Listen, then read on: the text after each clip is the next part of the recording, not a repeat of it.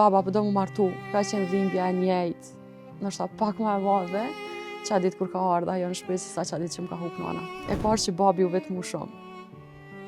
Edhe vendosa me bo zemrën ngurje dhe me pyet baba po do mu martu. Që ish hala ma e ranë.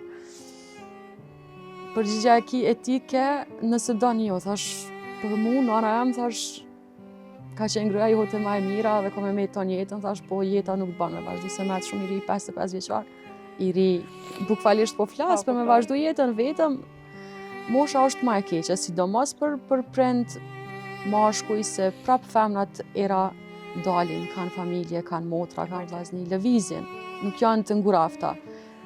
Prend është shumë probleme me të vetëm.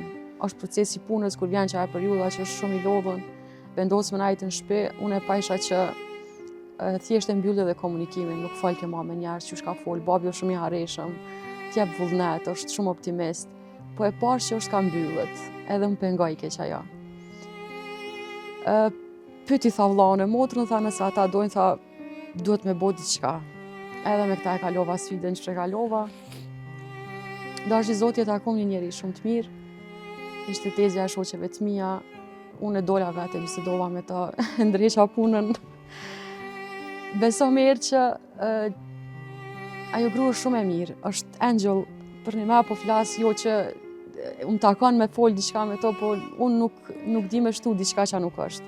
Na pret shumë mirë, komunikojmë shumë mirë, s'kemi pas asnjë herë, asnjë konflikt, asnjë muhabet keq, po për mua është shumë e rëndësishme që babi t'i rinë shumë gati.